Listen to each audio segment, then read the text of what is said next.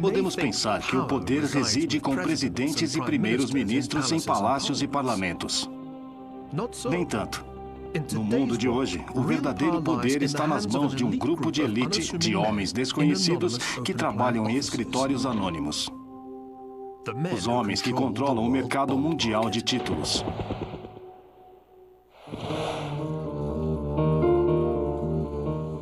Bill Gross é o presidente da PIMCO, o maior fundo mundial de títulos, que controla um portfólio de títulos que vale 700 bilhões de dólares.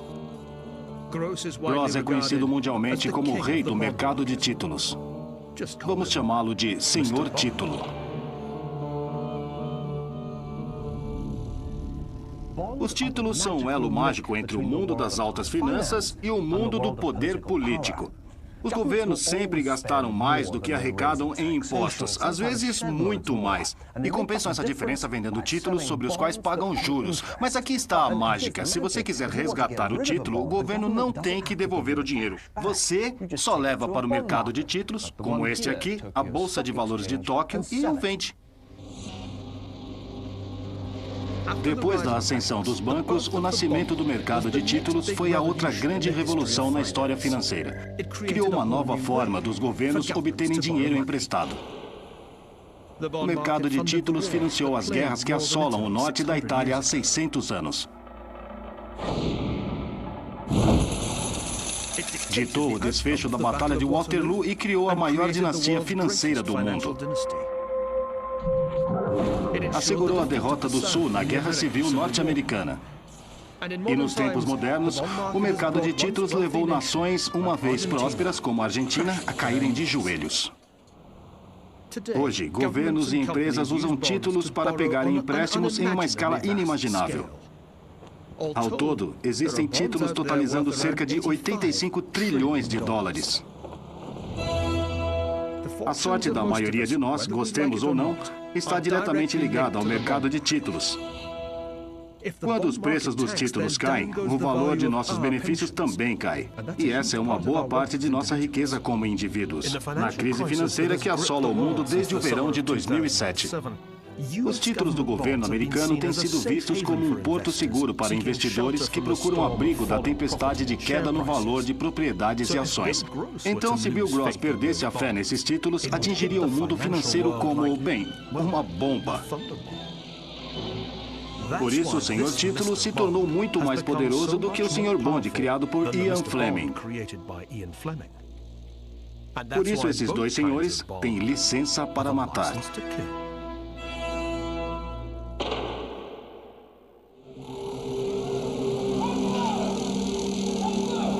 A ascensão do dinheiro.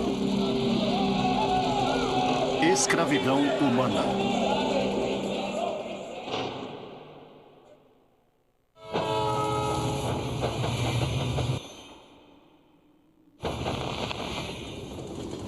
Guerra, declarou o antigo filósofo grego Heráclito, é o pai de todas as coisas. Foi certamente o pai do mercado de títulos. Durante grande parte dos séculos XIV e XV, as cidades-estados medievais da Toscana, Florença, Pisa e Siena estiveram em guerra entre si. Foram guerras travadas tanto por dinheiro como por homens. A obra de Peter Van der Heyden, A Batalha pelo Dinheiro, os cofres, arcas de tesouro e barris cheios de moeda atacam uns aos outros com lanças e espadas em um combate caótico. Os versos holandeses na parte de baixo dizem: é tudo por causa do dinheiro e dos bens, essa luta e discórdia. Mas a inscrição poderia facilmente dizer: a guerra não é possível se não houver dinheiro para pagá-la.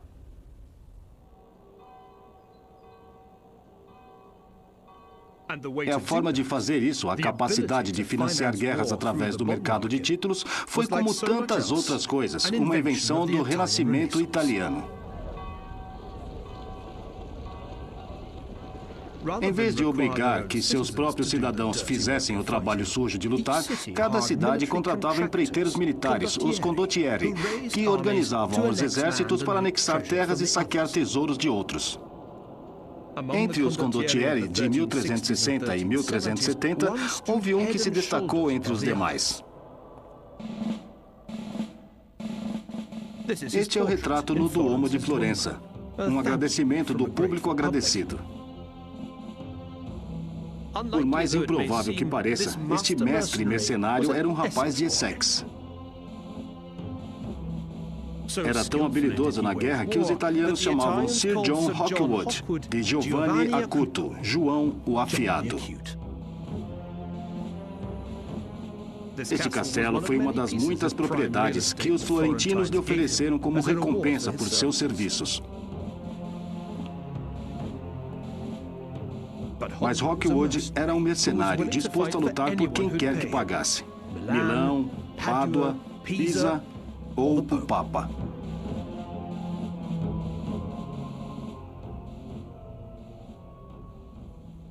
Estes afrescos deslumbrantes no Palazzo Vecchio, em Florença, mostram os exércitos de Pisa e Florença lutando em 1364. Neste período, Hawkwood estava lutando por Pisa, mas 15 anos depois, ele mudou de lado. Por quê? Porque era em Florença que estava o dinheiro. O custo dessas guerras sem fim mergulhou as cidades-estados italianas em crise. As despesas, mesmo em anos de paz, estavam custando o dobro ou mais que a receita dos impostos. Para pagar pessoas como Sir John Hawkwood, Florença estava se afundando em déficits.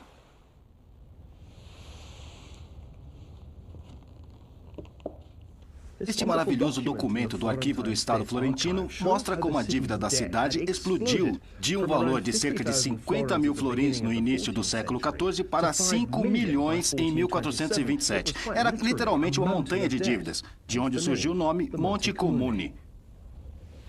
Mas de quem os florentinos tinham tomado emprestado uma soma tão imensa? A resposta está bem aqui. Deles mesmos. Era uma ideia revolucionária que mudaria o mundo do dinheiro para sempre.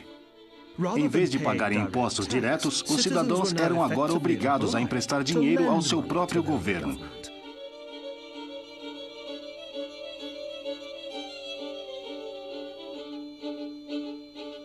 Em troca destes empréstimos forçados, eles recebiam juros. Estes instrumentos de dívida, simples linhas no livro contábil, foram os primeiros títulos do governo. E o que era ótimo sobre eles é que, se precisasse de dinheiro com urgência, poderia vender seus títulos a outros cidadãos. Eram ativos líquidos. O que este registro nos conta é como Florença transformou seus cidadãos em seus maiores investidores.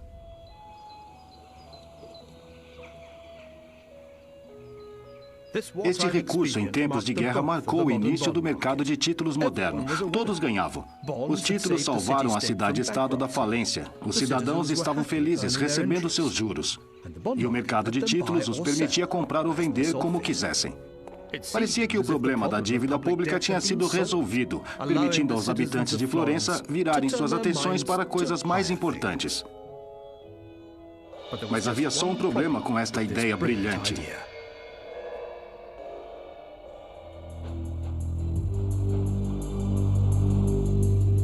Existia um limite de quantas guerras mais ou menos improdutivas poderiam ser travadas. Quanto maior ficavam as dívidas das cidades italianas, mais títulos eles tinham que emitir. E quanto mais títulos eram emitidos, menor era seu valor aos olhos dos investidores. E esta foi exatamente a sequência de eventos em Veneza. No início do século XVI, a cidade sofreu uma série de reveses militares e o valor dos títulos venezianos caíram muito.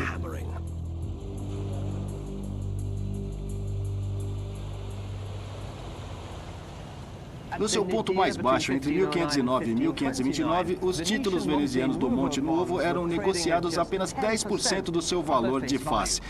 Bem, se você compra um título com um país em guerra, está correndo um risco.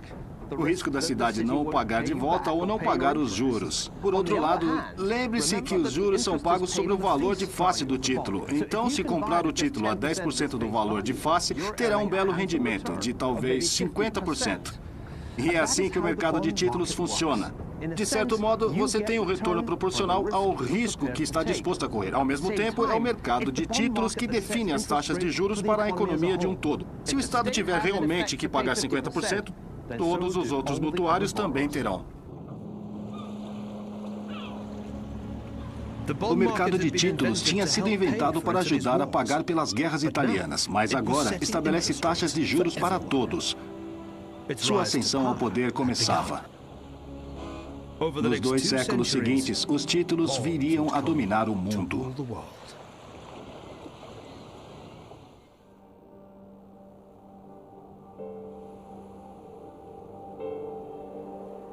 Esta mansão foi construída pela dinastia financeira que ajudou a decidir a Batalha de Waterloo. A dinastia que produziu o homem chamado de Bonaparte das finanças, o imperador do mercado de títulos do século XIX. Senhor da riqueza desmedida, ele alardeia ser o árbitro da paz e da guerra e que o crédito das nações dependem do seu consentimento. Os ministros de Estado estão a seu serviço.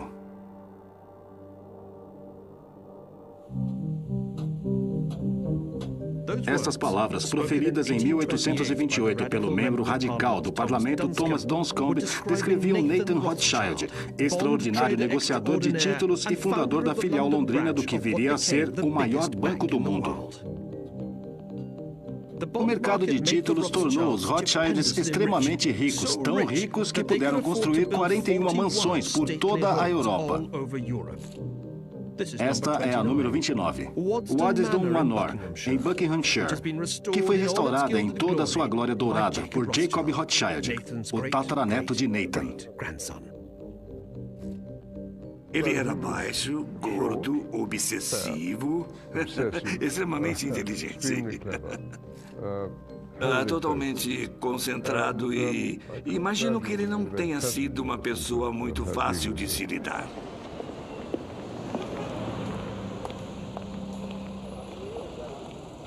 Entre 1810 e 1836, os 5 filhos de Mayer Amschel Rothschild emergiram da obscuridade do gueto de Frankfurt para obterem uma posição de poder sem igual nas finanças internacionais. Foi o terceiro filho, Nathan, que orquestrou este triunfo da família de Londres. Evelyn de Rothschild é o tataraneto de Nathan. Ele se aposentou recentemente da presidência dos Rothschilds, o banco construído por Nathan. Ele era muito ambicioso e se mudou para Londres. Acho que era determinado. Ele não tolerava tolos. Talvez isso seja de família. Esta é uma das poucas cartas que restaram de Nathan Rothschild para seus irmãos, escrita como sempre em Judendeutsch, alemão transliterado em caracteres hebreus, e que nos dá a ideia da extraordinária ética de trabalho o homem tinha e como tentava impor isso aos seus pobres irmãos. Escutem só. Caro Amschel, escrevo minha opinião, pois é meu maldito dever escrever para você. Leio as suas cartas não uma, mas 100 vezes.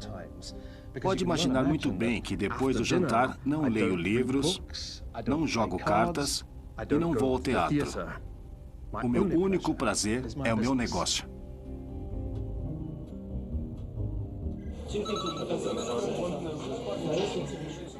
Foi esta energia fenomenal, aliada ao seu gênio nato para as finanças, que tirou Nathan da obscuridade para o controle do mercado londrino de títulos. Mais uma vez, contudo, a oportunidade para o progresso financeiro veio da guerra.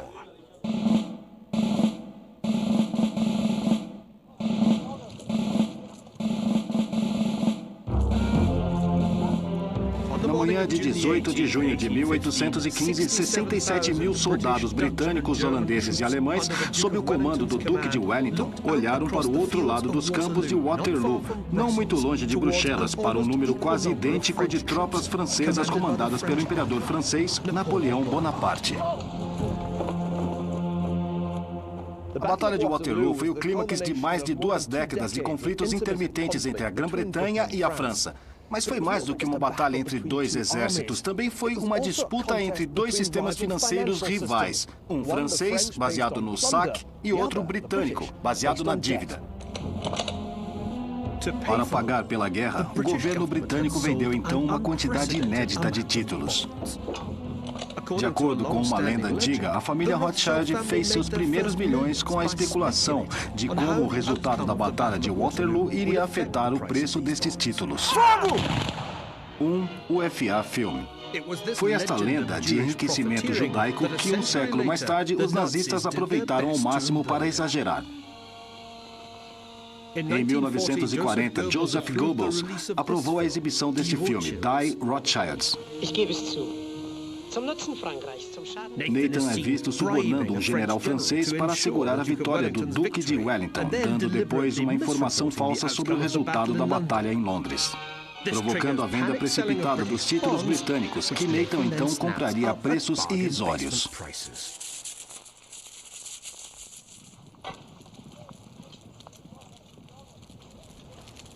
O que aconteceu aqui em 1815 foi completamente diferente.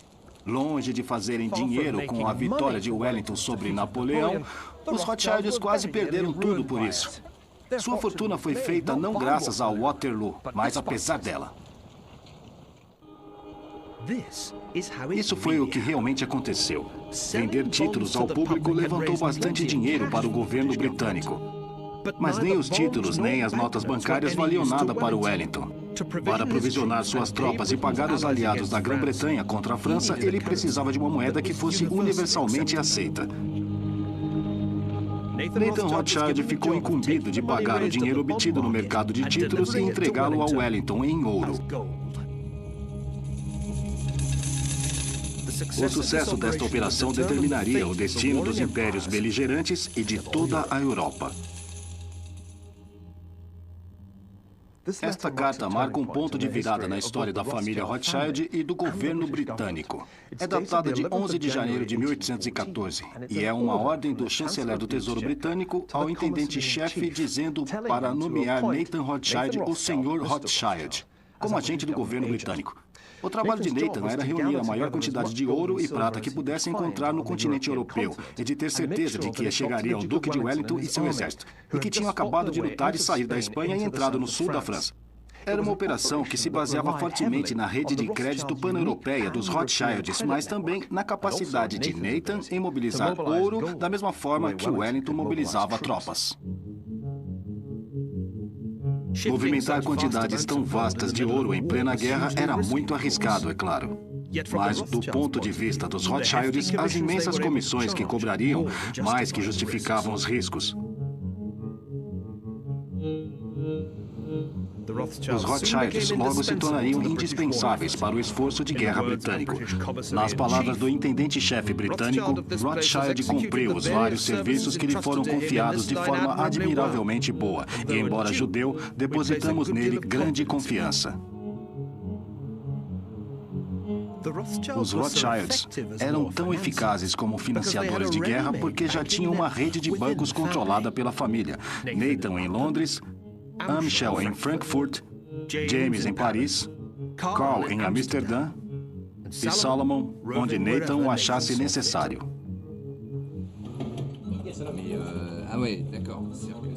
Se o preço do ouro fosse mais alto em, por exemplo, Paris do que em Londres, James em Paris vendia e Nathan em Londres comprava. Acho que a vantagem que tinham sobre outras famílias, como os Bennings, com quem competiam, era que os irmãos estavam em importantes centros financeiros em vários países. Agora, se isso foi premeditado, se isso foi planejado quando saíram do gueto, é muito difícil de acreditar. Mas foi isso que aconteceu e logo que perceberam essa vantagem, tiraram proveito dela. Em março de 1815, Napoleão voltou a Paris vindo do exílio na ilha de Elba, determinado a reavivar as suas ambições imperiais. Os Rothschilds logo começaram com a operação de aquisição de ouro, comprando todos os lingotes e moedas a que tinham acesso. A razão para Nathan comprar uma reserva de ouro tão grande era simples. Ele supôs que, como todas as guerras napoleônicas, esta seria longa. Seu ouro seria cada vez mais procurado, e isso aumentaria seu valor. Provou ser um erro de cálculo quase fatal. Wellington chamou a Batalha de Waterloo de a disputa mais acirrada que você jamais viu em sua vida.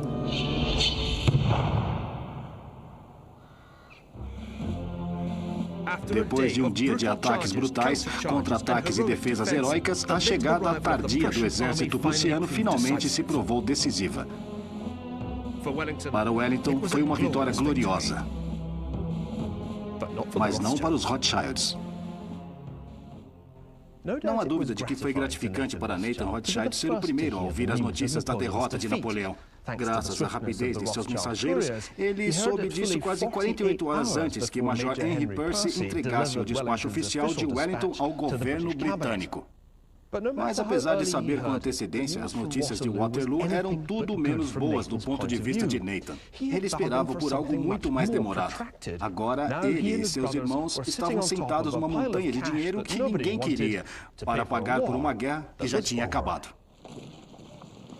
Com a chegada da paz, os grandes exércitos que tinham lutado contra Napoleão podiam ser dispensados. Isso significava o fim do ouro para os salários dos soldados e significava que o preço do ouro que tinha disparado durante a guerra caísse.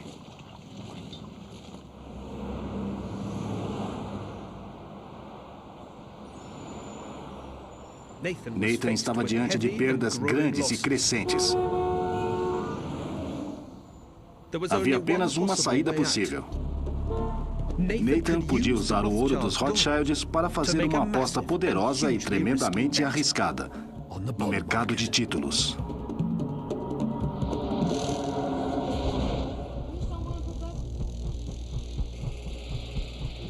Em 20 de julho de 1815, a edição noturna do London Courier reportou que Nathan havia feito uma grande aquisição de ações, ou seja, títulos do governo britânico.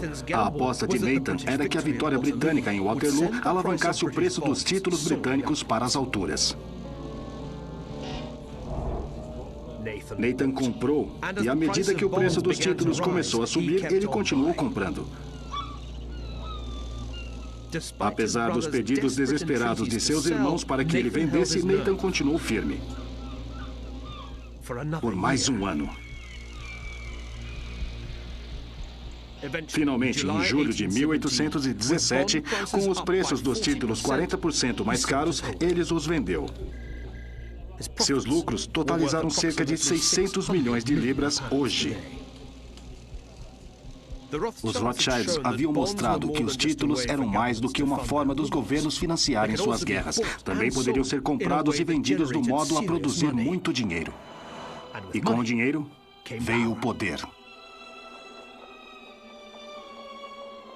Meyer Amschel Rothschild falou repetidamente para os seus 5 filhos: se não conseguirem ser amados, façam por onde serem temidos. Enquanto transpunham o mundo financeiro em meados do século XIX, como mestres do mercado de títulos, os Rothschilds já eram mais temidos do que amados. Mas agora, passaram a ser odiados também.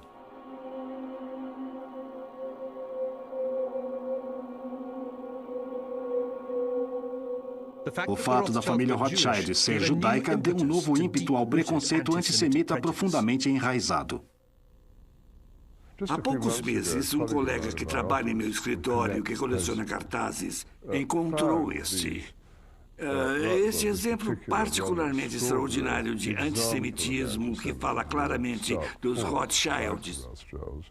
Que eram, para eles e outras pessoas, a personificação das formas mais extremas e indesejáveis de capitalismo praticadas por judeus. Era, acima de tudo, a aparente capacidade dos Rothschilds em permitir ou proibir guerras que causava maior indignação.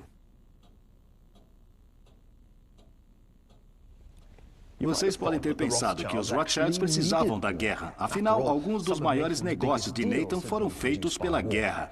E se não fosse pela guerra, os estados do século XIX não teriam de ter emitido títulos para os Rothschilds comprarem e venderem. Mas o problema com a guerra, e ainda mais com a Revolução, era aumentarem o risco de que um Estado devedor não cumpriria com suas obrigações. E isso afetava o preço dos títulos existentes. Mas na metade do século XIX, os Rothschilds não eram só mercadores. Eram gestores de fundos, gerindo cuidadosamente um vasto portfólio de seus títulos do governo. Agora, tinham muito mais a perder do que a ganhar com um conflito. Os Rothschilds tinham ajudado a decidir o desfecho das guerras napoleônicas, apoiando financeiramente o governo britânico. Agora iriam ajudar a decidir o desfecho da Guerra Civil dos Estados Unidos, escolhendo ficar em segundo plano. Novamente, eram os mestres do mercado de títulos que decidiriam o resultado da guerra.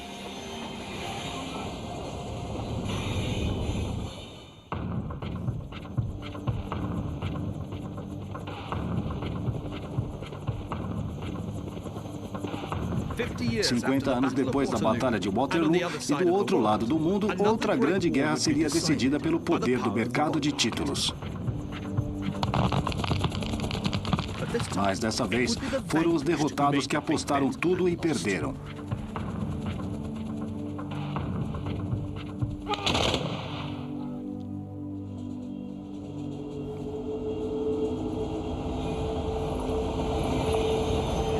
A história tradicional diz que o ponto de virada da Guerra Civil Americana ocorreu em junho de 1863, 2 anos em meio ao conflito. Aquele foi o mês em que as forças da União capturaram Jackson, a capital do estado do Mississippi, e obrigaram o exército da Confederação a retirar rumo a Vicksburg, nas margens do rio Mississippi.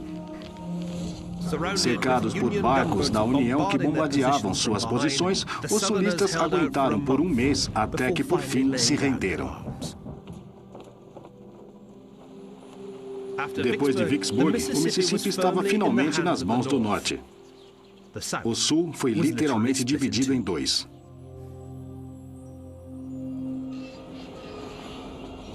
Mas este revés militar não foi o fator decisivo na derrota final do Sul. O verdadeiro ponto de virada aconteceu antes, e foi financeiro.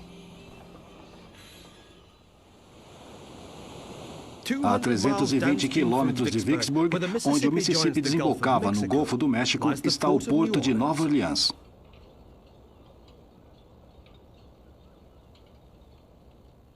Este é o Fort Pike, construído depois de 1812 para proteger Nova Orleans de um futuro ataque britânico.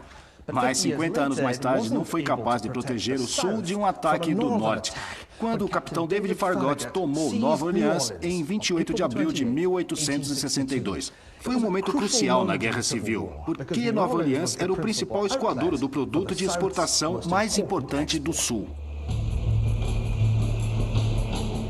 algodão.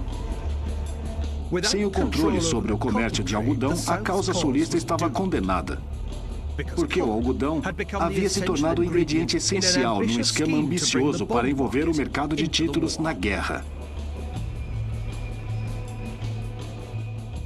Como as cidades-estado italianas 500 anos antes, o Tesouro da Confederação tinha inicialmente levantado dinheiro para a guerra, vendendo títulos para seus próprios cidadãos. Mas havia uma quantidade limitada de capital disponível no Sul. Para sobreviver, a Confederação se voltou para a Europa, na esperança de que a maior dinastia financeira do mundo os ajudasse a derrotar o Norte, como tinha ajudado Wellington a derrotar Napoleão. Inicialmente, a Confederação tinha motivos para estar otimista. Em Nova York, o agente dos Rothschilds pareceu favorável, se apoiando ao líder do Norte, Abraham Lincoln, nas eleições presidenciais de 1860.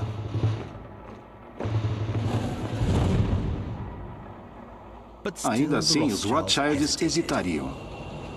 Emprestar o governo britânico para ajudar a derrotar Napoleão era uma coisa, mas comprar títulos de um grupo de estados separatistas e escravistas parecia ser um risco muito alto.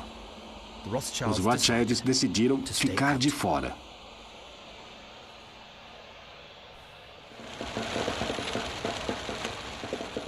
Mas apesar deste contratempo, o governo da Confederação ainda tinha um truque engenhoso na manga.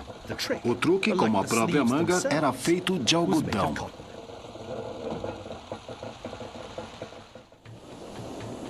A ideia do Sul era usar o algodão como garantia para apoiar seus títulos. Os investidores ficariam tranquilos ao saber que, mesmo que o pagamento de juros não fosse viável, poderiam sempre exigir sua parte em algodão. Os agentes do Sul começavam a trabalhar, vendendo os títulos nos centros financeiros da Europa.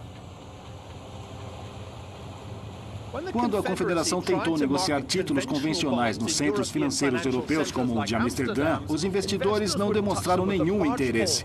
Mas quando uma obscura empresa francesa chamada Emily Erlanger Company ofereceu títulos como algodão como garantia, a história mudou radicalmente. A chave para o sucesso dos títulos de Erlanger é que podiam ser convertidos em algodão ao preço anterior à guerra, de 6 pence por libra. Os títulos do algodão formaram a base da nova estratégia de guerra do Sul. Se pudessem restringir o abastecimento de algodão, seu valor e o valor dos títulos subiria. Ao mesmo tempo, os Estados Confederados começaram a usar o algodão para chantagear o país mais poderoso do mundo, a Grã-Bretanha. As rotas para os Estados Unidos da América proveram Liverpool com crescentes volumes de negócios, e novos portos abriram em Mersey, aumentando a expectativa durante o século XIX. Em 1860, o porto de Liverpool era o principal porto de entrada para o algodão importado destinado à indústria têxtil britânica, na época o pilar da economia industrial vitoriana. Mais de 80% do algodão vinha do sul dos Estados Unidos. E isso dava aos confederados a esperança de que tinham vantagem para ter a Grã-Bretanha para seu lado na Guerra Civil. Para aumentar a pressão, decidiram impor um embargo a todos os carregamentos de algodão para Liverpool. Por um tempo, a estratégia do Sul funcionou de forma brilhante. O preço do algodão disparou com o valor dos títulos garantidos pelo algodão. E o embargo do algodão devastou a economia britânica. As fábricas tiveram que dispensar trabalhadores. Finalmente, em 1862, a produção parou quase por completo.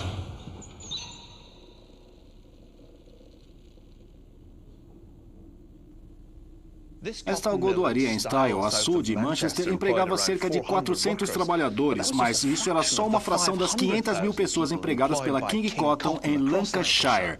Claro que sem algodão não havia nada para as pessoas fazerem. No fim de 1862, metade da força de trabalho de Lancashire tinha sido dispensada. Um quarto da população vivia do auxílio do governo. A chamaram de fome do algodão, mas foi, na verdade, uma fome provocada pelo homem. A Inglaterra estava em crise, e os títulos do Sul garantidos por algodão estavam em alta.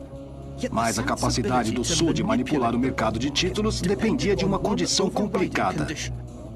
De que os investidores teriam a certeza de receber o algodão, que era a garantia dos títulos, caso o Sul não pudesse pagar os juros.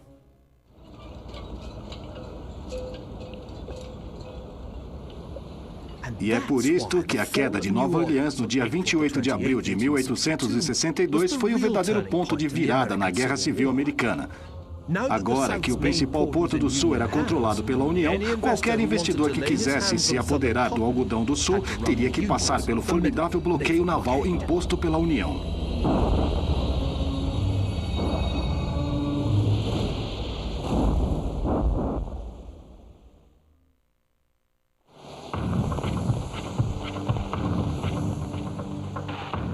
A Confederação perdeu a aposta. Cortaram o fornecimento do algodão, mas então perderam a capacidade de fazê-lo voltar. Em 1863, as algodoarias de Lancashire tinham encontrado novas fontes de algodão na China, Egito e na Índia, e os investidores perderam rapidamente a fé nos títulos garantidos pelo algodão do Sul. As consequências para a economia da Confederação foram desastrosas. Com o seu mercado doméstico de títulos esgotado e com apenas 2 fracos empréstimos do estrangeiro, a Confederação não teve outra alternativa senão imprimir dólares em papel, como esses que existem no Museu do Estado da Louisiana, para pagar pela guerra, num total de 1,7 bilhões de dólares. É verdade que o Norte também imprimia dinheiro, mas no final da guerra, o dólar greenback ainda valia cerca de 50 centavos de antes da guerra, enquanto o dólar greyback valia apenas 1 centavo. E com cada vez mais notas para comprar cada vez menos bens, a inflação no Sul simplesmente explodiu.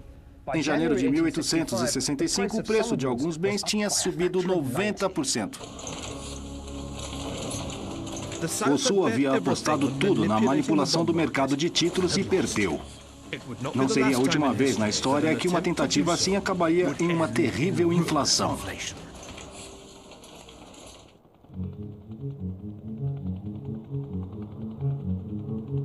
Hoje, o mercado global de títulos ainda é maior do que todos os mercados de bolsas juntos. Ainda é um mercado que pode erguer ou derrubar governos. Surpreende vocês que seu principal jogador tenha iniciado sua carreira de fazer dinheiro nos cassinos de Las Vegas. Eu jogava blackjack. Fui um dos primeiros jogadores profissionais de blackjack, sem querer me gabar. No final dos anos 60, eu fui para Vegas e usei um sistema de contagem de cartas para tentar vencer o cassino de Vegas. Agora, esse mestre discreto é o rei do mercado de títulos. Controla o maior fundo de títulos do mundo. Mas o que isto tem a ver com você e eu? Bem, quando Gross compra ou vende títulos, não está apenas afetando o mercado financeiro e as políticas de governo. Afeta também o valor de nossos benefícios e as taxas de juros que pagamos por nossos empréstimos. Existe apenas uma coisa que o senhor título tem medo. E não é do Goldfinger, mas sim da inflação. O perigo fatal que a inflação apresenta é que ela diminui a vantagem de receber uma taxa fixa de juros por um título. Se a inflação subir 10% e o valor da taxa de juros fixa for de apenas 5%, isso significa que o dono do título receberá 5% a menos do que a inflação. Por isso, ao mínimo sinal de subida da inflação, os preços dos títulos caem e, em certos casos, continuam a cair.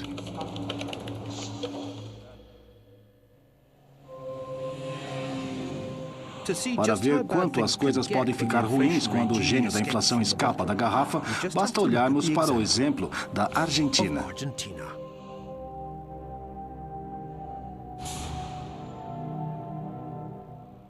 Muitos argentinos dizem que o declínio constante das suas fortunas começou em um dia de fevereiro de 1946, quando o recém-eleito presidente general Juan Domingos Perón veio aqui ao Banco Central em Buenos Aires. Ele ficou impressionado com o que viu. Existe tanto ouro, disse ele. Mal podemos andar pelos corredores. O próprio nome Argentina sugere riqueza e abundância. Significa terra da prata. O rio que passa pela capital é o Rio de la Plata, Rio da Prata.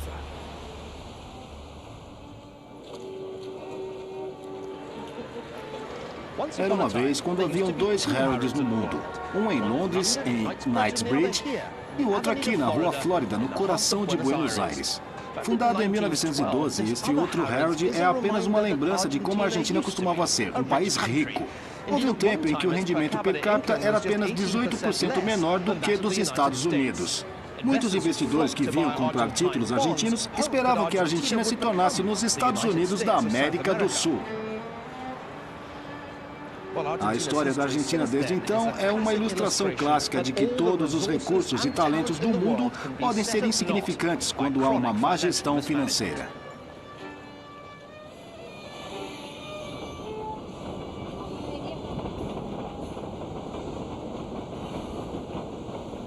Houve muitas crises financeiras na história da Argentina, mas aquela que atingiu o país em 1989 foi sem igual.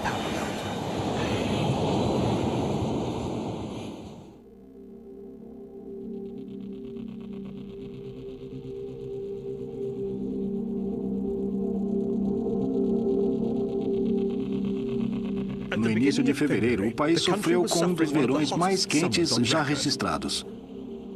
Em Buenos Aires, o sistema elétrico não aguentou. Havia cortes de energia de 5 horas. Mas este, no final das contas, era o menor problema dos argentinos.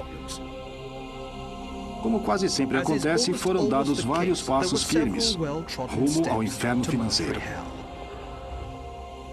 Primeiro passo, o governo gastava mais, mas muito mais do que arrecadava em impostos. Normalmente, mas nem sempre, é por causa de uma guerra. No caso da Argentina, eram duas. Uma guerra civil entre os generais e a esquerda da década de 70, a outra uma guerra externa, contra a Inglaterra pelas Ilhas Malvinas em 1982. Em 1989, o sistema financeiro estava à beira do colapso. Em fevereiro, a inflação já atingia os 10% ao mês. Os bancos tiveram que fechar enquanto o governo tentava baixar as taxas de juros e evitar o colapso da taxa cambial. Não funcionou. Em apenas um mês, o Austral caiu 140% em relação ao dólar. Ao mesmo tempo, o Banco Mundial congelou os empréstimos para a Argentina, dizendo que o governo tinha falhado em atacar a raiz do problema que causou a inflação, um déficit público muito alto. Sem os empréstimos a juros baixos do Banco Mundial, o governo tentou financiar seu déficit vendendo títulos ao público. Mas os investidores dificilmente comprariam títulos com a possibilidade de que seu valor real fosse anulado pela inflação numa questão de dias. Ninguém as comprou. E o governo começou a ficar sem opção. Em abril, clientes furiosos derrubaram os carrinhos de compras depois de um supermercado ter anunciado pelos alto-falantes que os preços aumentariam 30% imediatamente. As lojas esvaziaram as prateleiras porque os donos não faziam dinheiro suficiente para comprar novos produtos. Foi muito ruim, ruim mesmo. Porque de manhã tínhamos um preço. À tarde tínhamos outro. Por isso, não podíamos vender porque tínhamos prejuízo. Os donos das lojas tinham prejuízo, eu vendia. Vendia a um preço e logo mudava. Isso era contínuo, os preços mudavam 3 vezes ao dia. Os preços dos títulos do governo caíam conforme aumentava o medo de que as reservas do Banco Central se esgotassem. Sem empréstimos do estrangeiro e sem compradores de títulos, restava apenas uma coisa que o governo, cada vez mais desesperado, poderia fazer. Fazer um banco central literalmente imprimir mais dinheiro. Mas nem isso conseguiram fazer direito.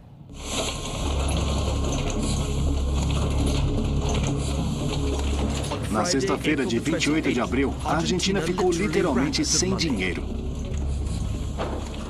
É um problema físico, disse o vice-presidente do Banco Central numa conferência de imprensa.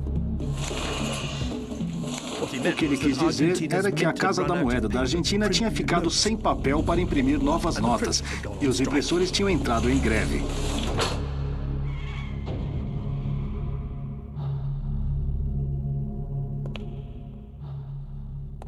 Não sei como vamos fazer, mas o dinheiro tem que estar lá na segunda-feira, ele declarou.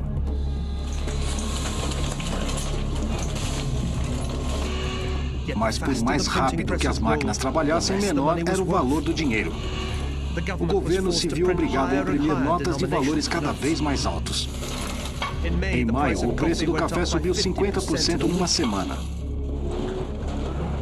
Os fazendeiros deixaram de levar o gado aos mercados, pois o preço de uma vaca era igual ao de 3 pares de sapatos.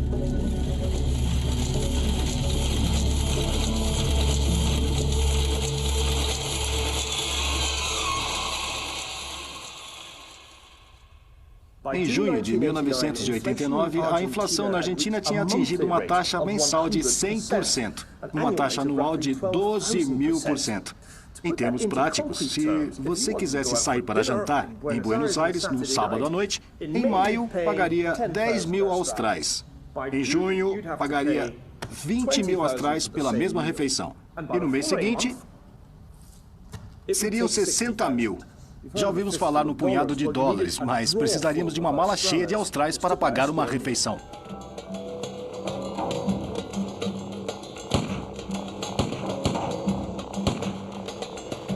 Em junho, a frustração popular explodiu em 2 dias de intensos protestos e saques de multidões esfomeadas. Morreram pelo menos 14 pessoas.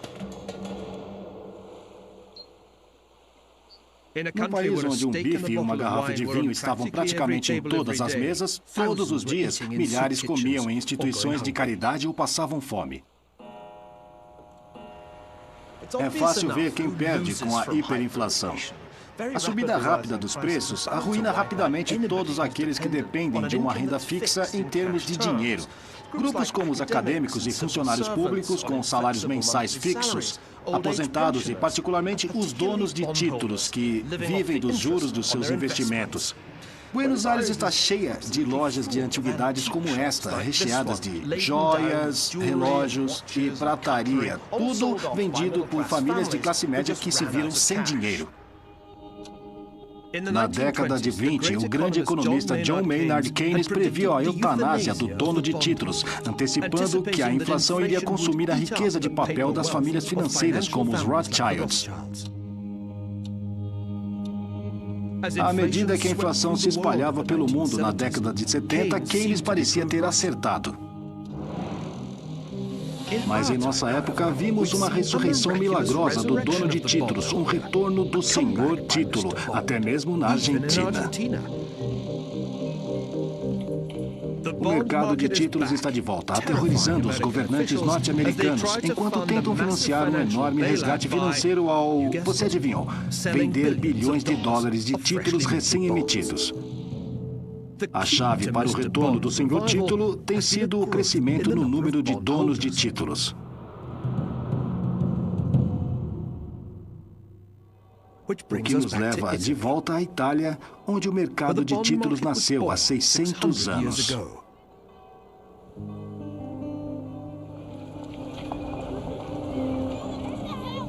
A Itália é hoje um país com uma das maiores taxas de envelhecimento da Europa.